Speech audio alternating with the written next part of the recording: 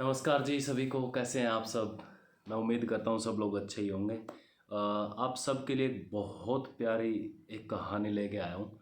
मैं तो क्या लेके आया हूँ, मैं तो बुक पढ़ रहा था, कह कबीर दीवाना ओशो की। ठीक है, तो इन्होंने कहानी सुनाई है भाई बहुत गजब की, बुद्ध के बारे में। बुद्ध का जब वो दौर था ना, जब वो घूम रहे थे, गुरुओं की तलाश कर रहे थे, उस टाइम का। तो मैं ज़्यादा कुछ नहीं बोलूँगा, बोलेगी तो ये कहानी बोलेगी। और ये कहानी 3 पेज की है, जिसमें शायद आधा घंटा लग सकता है। तो उतना अगर आपके पास पेशेंस है तो आप बैठ सकते हैं, नहीं तो आपकी मर्जी है। मेरा मन किया, मुझे अच्छी लगी, तो मैंने सोचा आप लोगों के साथ शेयर करता हूँ।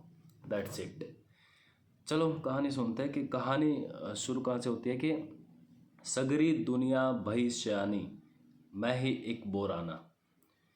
बुद्ध के जीवन में उल्लेख है कि बुद्ध ने 6 वर्ष तक बड़ी गहन तपस्या की। जो जो सूत्र दिए गए, जिस जिसने पाले, जो जो अनुशासन बताया, गुरुओं ने पूरा किया। ऐसी हालतें आ गई कि गुरु थक जाते थे, क्योंकि उनको सब जितना बता सकते थे बता दिया। और बुद्ध उनको इतनी निष्णात तरीके से ऐसी स्थिति से करते थे कि इसकी तत्परता और लगन से गुरुओं के पास एक बहाना न बचता था ये कहने के लिए कि तुमने सही और लगन से काम नहीं किया। है ना, गुरु के पास इतना भी, एक भी ऐसा कुछ मौका नहीं मिलता था गुरु को। गुरुओं के पास वह तरकीब है, गुरु जो कि सचमुच में गुरु नहीं है, क्योंकि वे जो बताते हैं तुम कभी पूरा नहीं कर पाते, इसलिए जांच कभी हो ही नहीं पाती। वे जो बताते हैं वह कुछ सार का भी निस्सार है। कोई गुरु कहता है कि तुम 90 दिन तक उपवास करो, किया तो आत्मज्ञान हो जाएगा। अब बड़ी मुश्किल है, 90 दिन का उपवास न तुम करोगे न आत्मज्ञान होगा। और अगर तुमने एक दिन पहले भी तोड़ दिया तो गुरु कहेगा कि अधूरा रह गया, इसलिए तुम कभी जांच का मौका भी नहीं पा पाते। है ना, गुरुओं की ठीक परीक्षा तभी होती है जब उन्हें ठीक शिष्य मिल जाते हैं। बुद्ध ऐसा ही शिष्य था। उसने अनेक गुरुओं का पानी उतार दिया।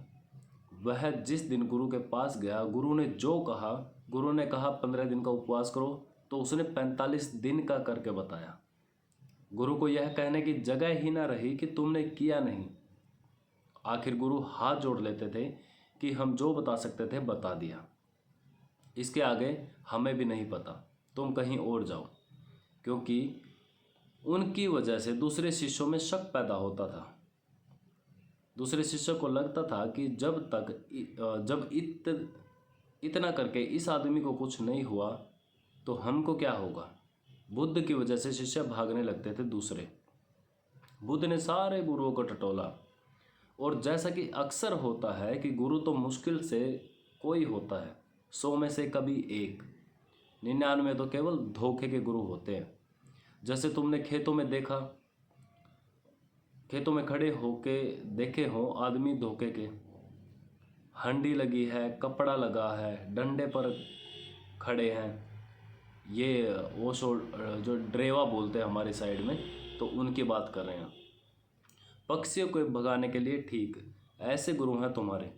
ना समझों के लिए ठीक, कमजोरियों के लिए ठीक, नपुंसकों के लिए ठीक, जो कुछ नहीं करना चाहते, जो सिर्फ सिर हिलाते हैं कि ठीक है कभी करेंगे, उनके लिए ठीक है। लेकिन कोई करने वाला आ जाए तो गुरुओं के लिए कठिनाई पैदा हो जाती है। बुद्ध ने मुश्किल खड़ी कर दी, सब किया। ऐसी हालत हो गई कि बुद्ध के पीछे लोग चलने लगे।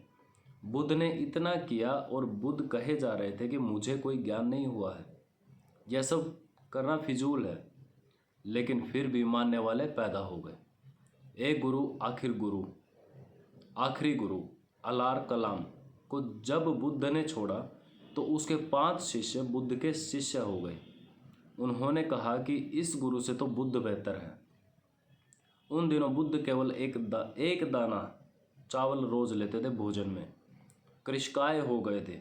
सिर्फ एक मूर्ति उनको चित्रित करने वाली उपलब्ध है। हमें एक ही मूर्ति देखने को मिलती है बुद्ध की। शायद उसका दूसरा चित्र तुमने कभी ना देखा हो। उसमें बुद्ध की पीठ और पेट एक जैसे हो गए।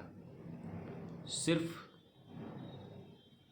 सॉरी, और सिर्फ शरीर हड्डियों का अस्थि पंजर रह गया है। एक एक हड्डी तुम गिन सकते हो। सब चर्बी खो गई है, खून सूख गया है, सिर्फ आंखें भर जीवित मालूम पड़ती है। सारा मुंह धंस गया है, सिर्फ चमड़ी और हड्डियां बाकी रह गई थी बुद्ध के शरीर में। ऐसे बुद्ध एक तृण मात्र खाकर जीते थे। इतने कमजोर हो गए थे कि निरंजना नदी को पार करते वक्त बुद्ध गया के पास पार न कर सके। कमजोरी ऐसी थी और नदी बड़ी छिछली थी। कुछ बड़ी भारी नदी नहीं थी, मतलब नदी बहुत हल्की थी। मुश्किल से गले तक पानी रहा होगा, क्योंकि मैं उस नदी में जहाँ से बुद्ध पार किए कई बार जाकर देख लिया हूँ। उसमें टीबी का मरीज भी पार होगा, उसमें कैंसर का मरीज भी पार हो सकता है। बुद्ध पार न कर सके, हालत इतनी कमज़ोर हो गई थी, बड़ी दयनीय स्थिति थी। और नदी बड़ी बलवान मालूम पड़ती थी। घाट चढ़ न सके तो एक वृक्ष की शाखा को पकड़कर लटक गए बुद्ध। उस क्षण में उन्हें होश आया कि मैं यह क्या कर रहा हूँ। शरीर को नष्ट कर रहा हूँ, इसे आत्मा कैसे मिलेगी। आत्मा के मिलने का शरीर को नष्ट करने से कौन सा संबंध है, कौन सा तर्क है, कौन सा गणित है। और कमजोर मैं इतना हो गया कि निरंजना साधारण सी नदी में पार नहीं कर पाता और भवसागर पार करने की सोच रहा हूँ। यह नहीं होगा। और उस क्षण निरंजना नदी में पड़े हुए वृक्ष की जड़ को पकड़े हुए उन्हें ऐसा लगा कि सब करना व्यर्थ है, कोई क्रियाकांड कहीं न ले जा सका। पहले मैंने संसार छोड़ दिया था, अब मैं यह त्याग तपस्या भी छोड़ देता हूँ। उस दिन त्याग हुआ, उस दिन कुछ भी न बचा पकड़ने को, सब छूट गया, मुट्ठी खुल गई। बुद्ध किसी तरह बाहर निकले।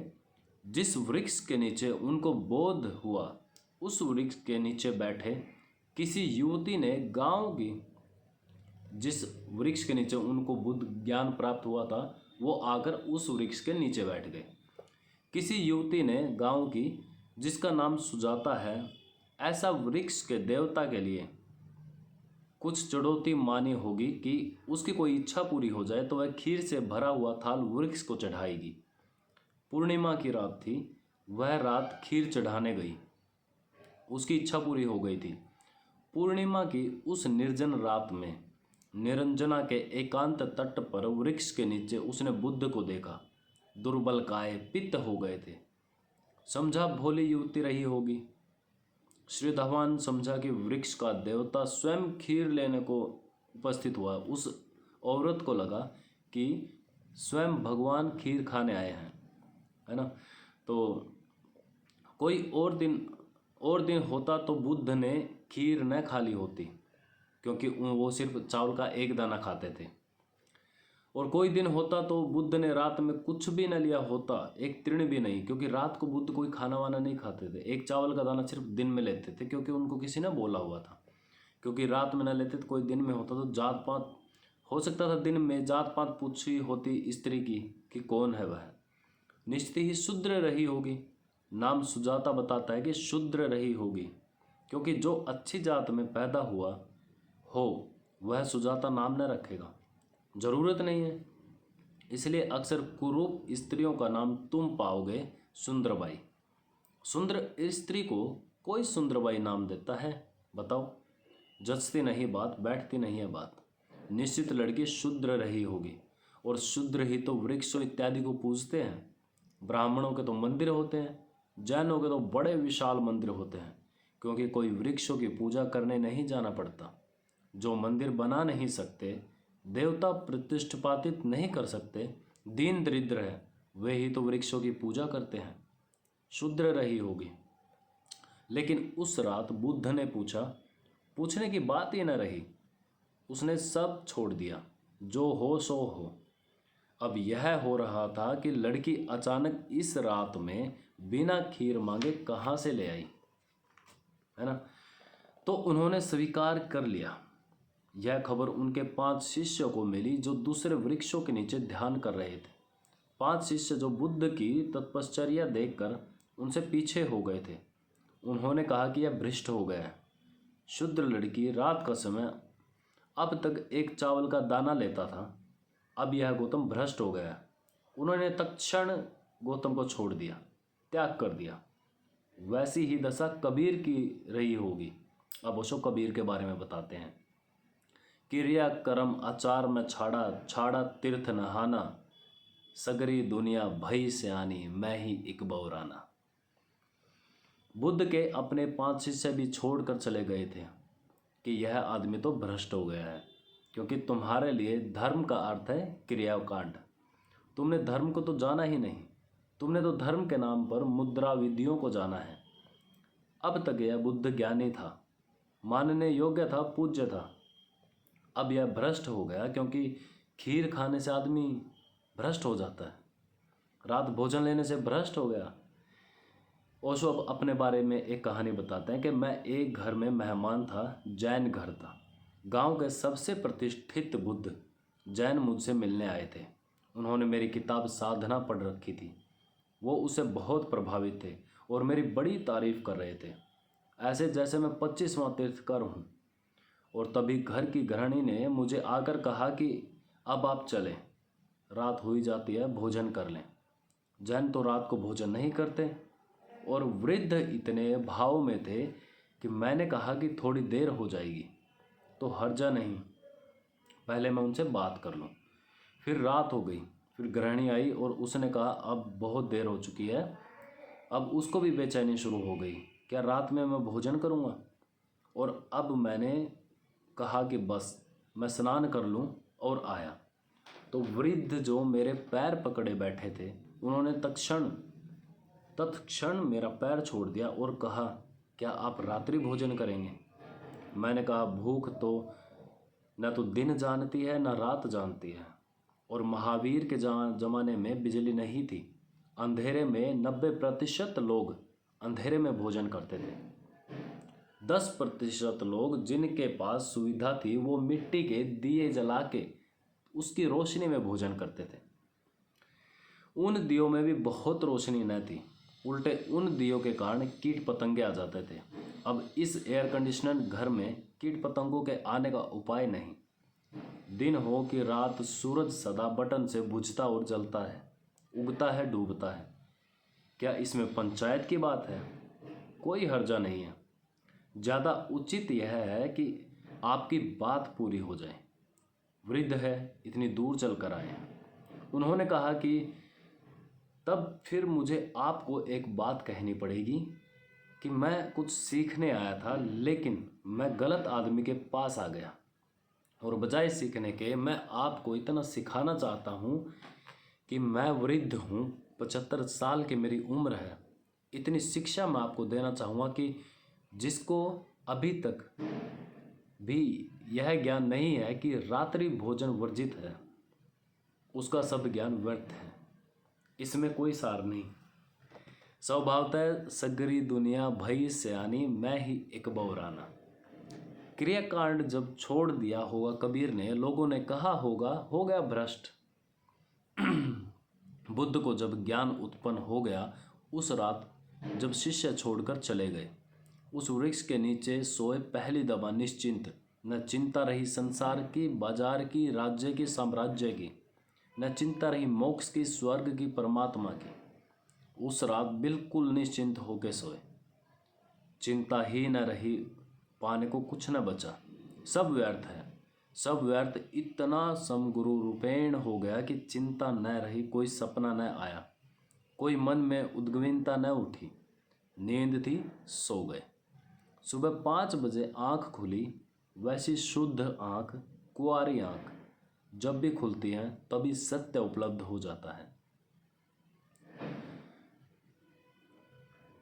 कोई विचार नहीं, कोई चिंता नहीं, कोई धारणा नहीं, क्या ठीक क्या गलत, क्या करना क्या नहीं करना, कोई उपापोह नहीं। सीधी सादी कुंवारी आँख। आखिरी तारा डूबता था और बुद्ध को परम ज्ञान उपलब्ध हुआ। उस डूबते तारे के साथ ही पुराना आदमी समाप्त हो गया, नए का जन्म हुआ। चेतना पुरानी लीन हो गई, नई चेतना जन्म गई।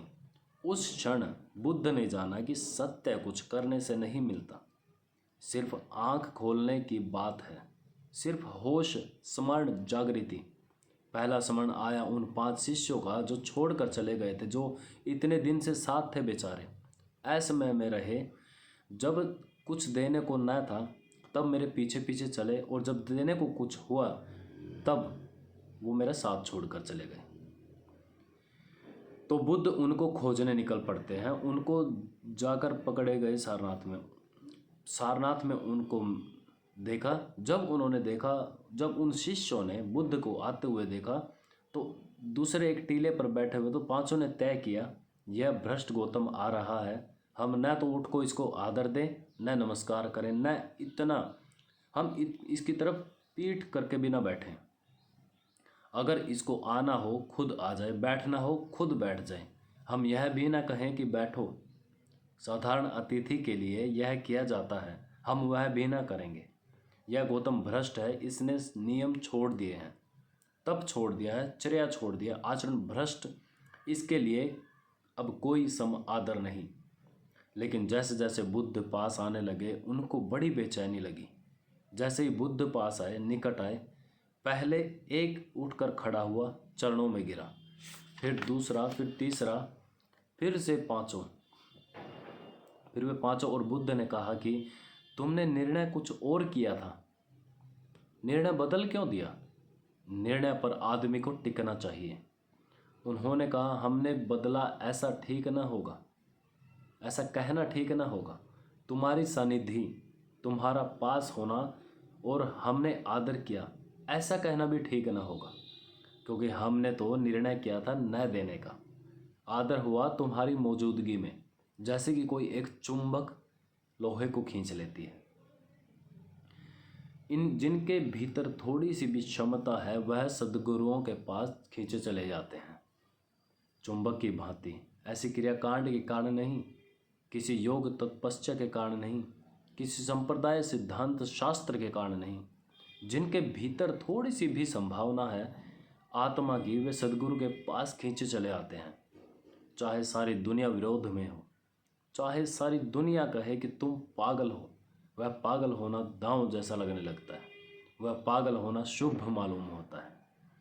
ना मैं जानू सेवा बंदगी, ना मैं घंट बजाई, ना मैं मूरत धरी सिंहासन, ना मैं पहुप चढ़ाई।